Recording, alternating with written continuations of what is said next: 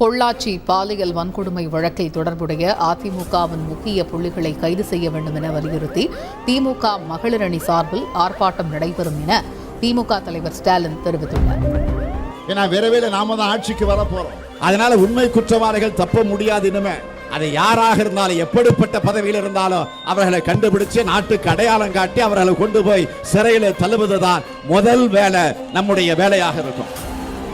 முத்துவேல் கருணாநிதி ஸ்டாலின் என்னும் நான்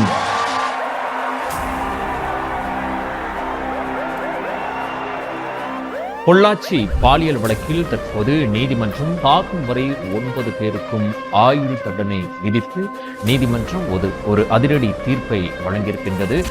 திராவிட மாடல் ஆட்சி மகளிருக்கான ஆட்சி. சொன்னதைத்தான் செய்வோம், செய்வதைத்தான் சொல்வோம்.